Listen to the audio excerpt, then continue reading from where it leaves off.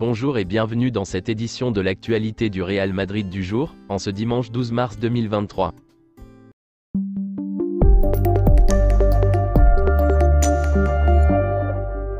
Le Real Madrid jouait hier face à l'Espagnol, et s'est imposé 2-1, grâce au but égalisateur de Vinicius pour le 1 partout, et le but victorieux inscrit par Militao, sur un magnifique extérieur de Tchouaméni, qui fait penser à celle que fait souvent Modric. Toni Kroos a joué hier, son 400e match avec le Real Madrid. Voici quelques déclarations après le match. Carlo Ancelotti. Le but de l'Espagnol ne nous a pas affectés. Nous étions confiants. Nous avons été très rapides en attaque aujourd'hui, c'est pourquoi nous avons eu plus d'occasions de marquer. Tchouaméni. Il a perdu quelques ballons, mais il est très bon. Ce n'était pas un match facile pour lui. Il préfère un autre type de jeu. J'ai demandé à l'arbitre une explication pour le carton jaune de Vinicius, il m'a dit qu'il s'agissait d'une saisie persistante. Liverpool. Nous pensons au match de la saison dernière contre Chelsea. Nous avons un avantage, mais nous devons jouer un match de haut niveau. Nous ne pouvons pas nous relâcher. Tchouaméni. Ma passe décisive? Oui, je la connais bien. Je vois toujours Modric utiliser l'extérieur de sa botte tous les jours à l'entraînement, et j'apprends de lui. J'en suis heureux. Je suis content de pouvoir faire cette passe décisive.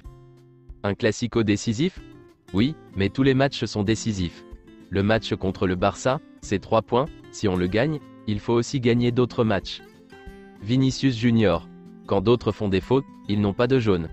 Quand je fais ma première faute, je reçois un jaune. Je ne veux pas qu'il me protège, je veux qu'il siffle quand il y a une faute. Nacho.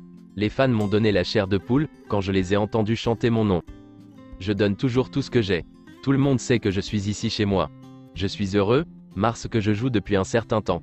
Logiquement, le bonheur que j'ai eu à défendre ce maillot me pousse à profiter de ce genre de choses. Voici à quoi devrait ressembler le maillot domicile du Real Madrid, pour la prochaine saison. Luka Modric aime le Real Madrid, il est très calme concernant son renouvellement. Il sait que le Real Madrid décidera de ce qu'il fera de lui en juin, comme cela s'est produit en 2020 et en 2021. Il n'y a pas de précipitation de la part du joueur. Le Real Madrid analysera les performances de Luka Modric jusqu'à la fin de la saison, avant de décider de le renouveler ou non. Luka Modric veut rester au Real Madrid, et il a déjà accepté de ne pas être titulaire, contrairement à Kroos et Benzema. Il respecte les décisions du club, et fera tout pour mériter un renouvellement. Le gros problème du Real Madrid avec Luka Modric, est sa sélection nationale, avec la Croatie. Le club espérait qu'il prendrait sa retraite internationale après la Coupe du Monde, et maintenant il pense que ce sera un fardeau pour Luka Modric. La Croatie pourrait être la raison pour laquelle Modric ne sera pas renouvelé. Le Real Madrid veut que Modric quitte la Croatie, et se concentre uniquement sur le Real Madrid, comme l'ont fait Benzema et Kroos. Ferland Mendy n'est pas satisfait de son contrat actuel avec le Real Madrid. Il estime qu'il mérite un meilleur contrat, en raison de son statut de titulaire. Ferland Mendy s'attendait à ce que le Real Madrid lui offre un meilleur contrat, mais pour l'instant il n'y pense pas. Il est possible qu'il parte cet été, car des équipes italiennes et anglaises sont intéressées. Le père de Jude Bellingham est en contact avec le Real Madrid, et a rencontré les recruteurs non seulement à Londres, mais aussi à Madrid. Luis Campos était tout à fait d'accord pour rejoindre le Real Madrid l'été dernier, mais il a changé d'avis. Le Real Madrid s'est senti trahi lorsqu'il l'a appris. Il a téléphoné à Florentino Pérez, pour lui demander de l'autoriser à aller au PSG à la place, et le président a accepté. Le PSG espère connaître la décision de Kylian Mbappé d'ici le mois de mai. Il doit décider s'il renouvelle ou non son contrat, pour permettre au PSG de prendre sa décision. Le Real Madrid et Kylian Mbappé, ont eu des communications discrètes ensemble. Depuis la Coupe du Monde il y a du mouvement, selon les dernières nouvelles.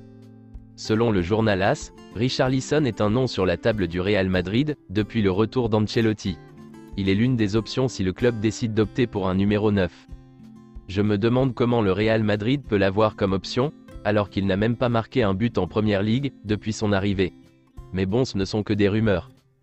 Karim Benzema a répondu à la déclaration qu'a fait Didier Deschamps sur son départ de la Coupe du Monde, comme vous pouvez le voir sur l'image. Il a répondu en disant « Mais quelle audace !» Benzema a ensuite enchaîné en postant une story d'un homme qui dit « Tu mens? Oui toi menteur, tu mens? Oui toi. » Et il a ajouté comme légende « Sacré Didier, bonne nuit ». C'est tout pour cette édition de l'actualité du Real Madrid, et merci de nous avoir suivis. Abonne-toi si t'as aimé la vidéo, mets un j'aime, et à la prochaine pour plus de nouvelles sur l'équipe madrilène.